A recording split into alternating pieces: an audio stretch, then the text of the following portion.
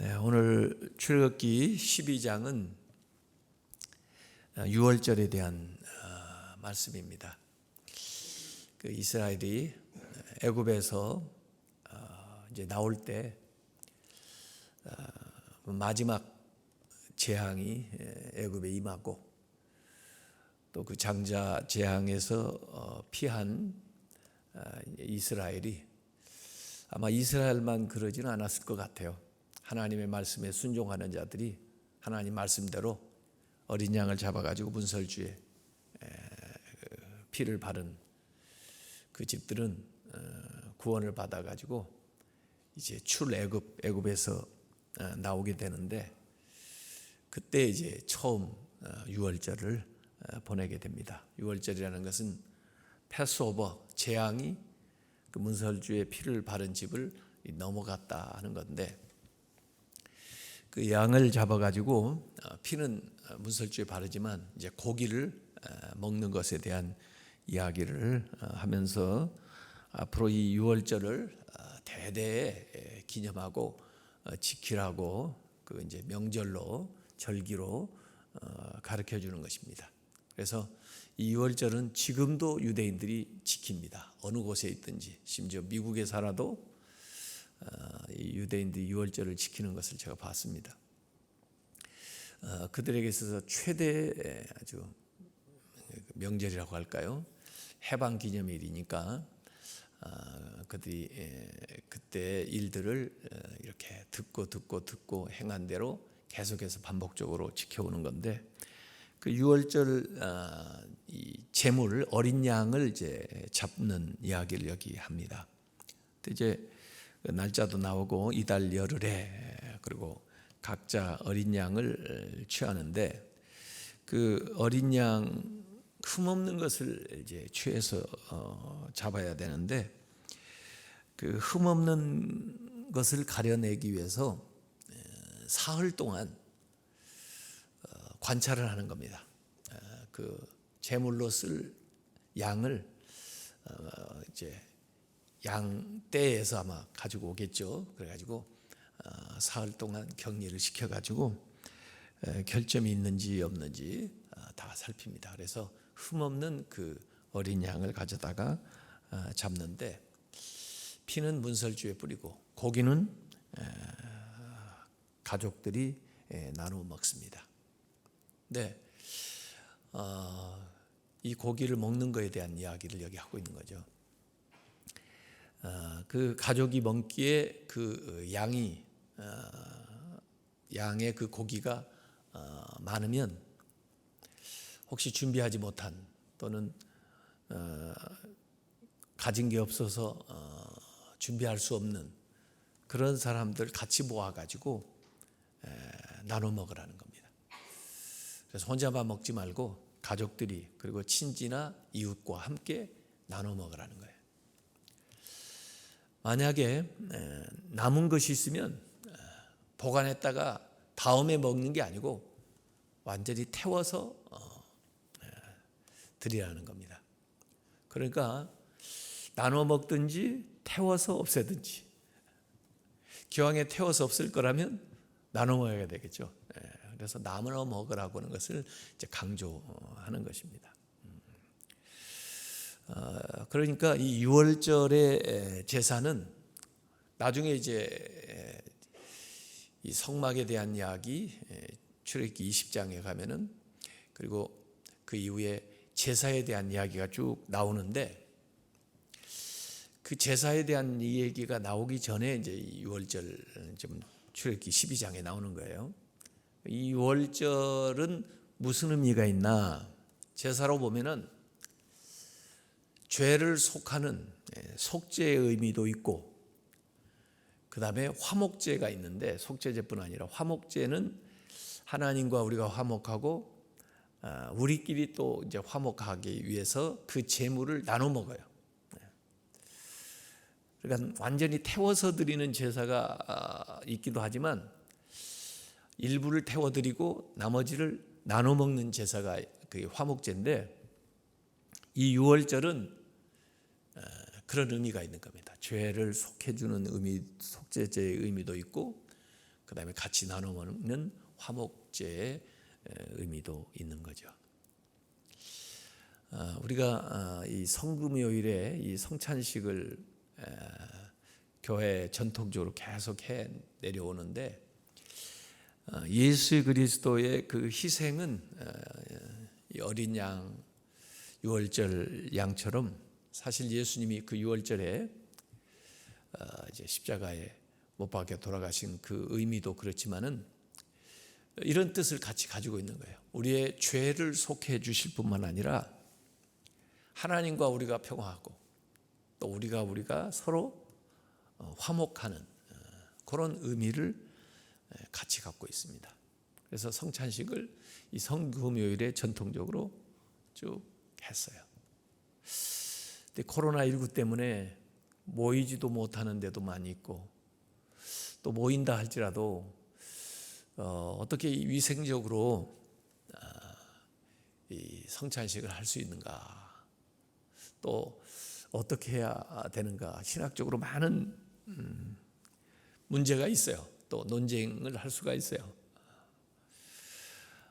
그래서 그 어떤 교회는 보니까, 저는 그 기사 보고 너무 가슴이 아프더라고요.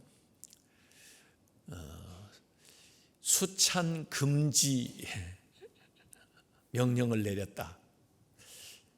교회에서 스스로 우리가 그동안 하나님 말씀대로 제대로 살지 못하고 순종하지 못했으니까 우리는 성찬에 참여할 자격이 없는 사람들이니까 우리 스스로 금년에는 성찬 금지, 교회에서 사실 그 징계하는 것 가운데 성찬 금지가 있거든요. 당신은 성찬식에 참석하지 못합니다. 그걸 스스로 교회가 받아들이고 내리고 금년에는 성찬식을 안 합니다. 그런 교회도 있더라고 보니까요. 물론 우리가 회개하는 그런 시간을 갖는 것도 좋지만, 하여간 하나님의 은혜로 우리에게 베풀어 주신 것이니까, 또 하나님이 우리에게 은혜와 긍휼을 베풀어 주시는 표로, 또 이 유월절에는 그 모든 죄를 용서해 주실 뿐만 아니라 또 화목하라고 하는 그런 표로 주신 것이기 때문에 우리가 그 의미들을 잘 되새기면서 그 주님 앞에 나아갔으면 좋겠습니다.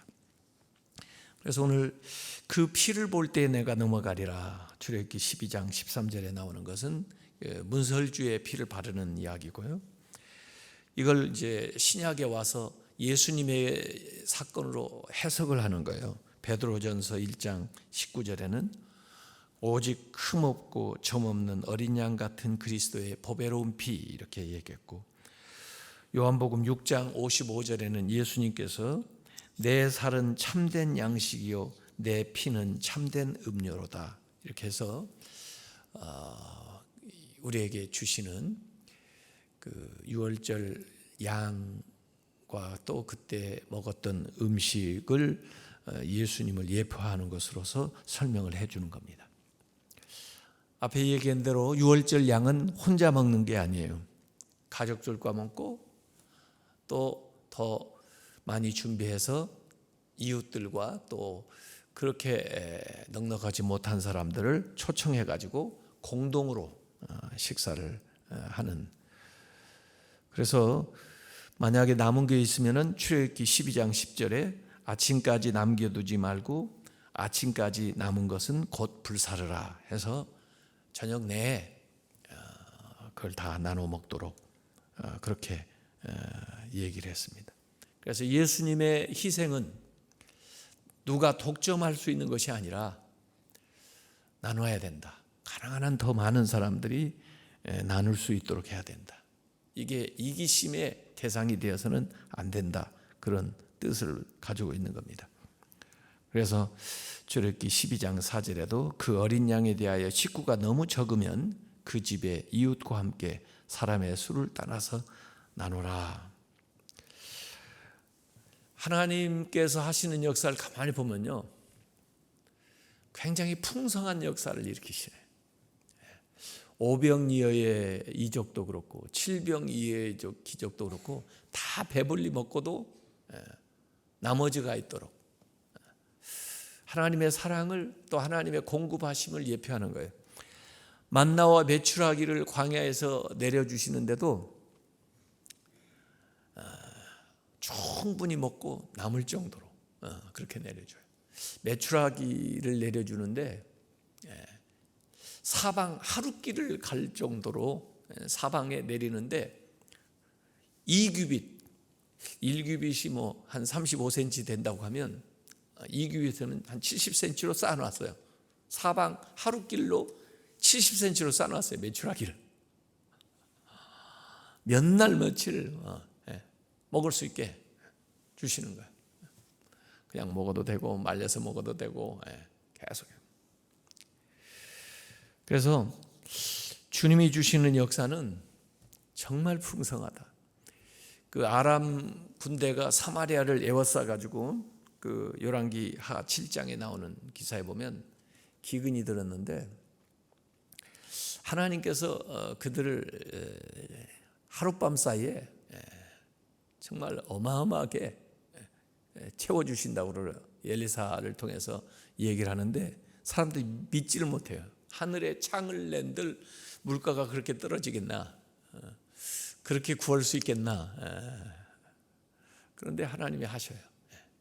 아람 군대가 전부 자기 나라에서부터 사마리아를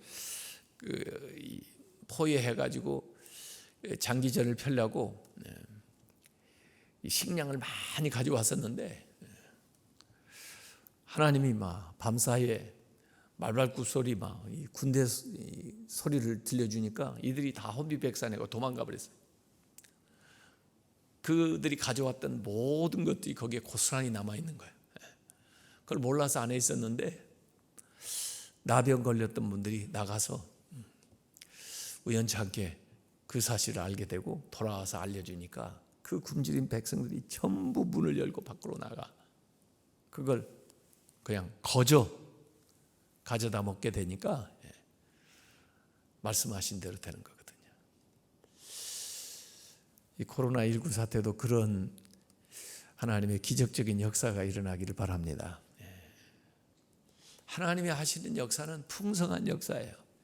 십자가에서 우리에게 주시는 은혜는 한량이 없습니다. 끝이 없어요.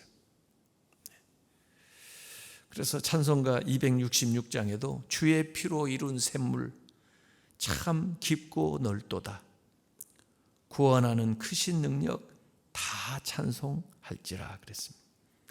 하나님의 자비는 죄 많은 모든 사람들을 끌어안을 정도로 충분히 크고 예수 그리스도의 피는 아담의 모든 후손들이 지닌 죄를 덮기에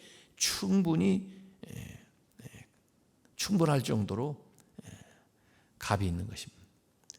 요한복음 10장 10절에 예수님이 그런 말씀을 하셨습니다.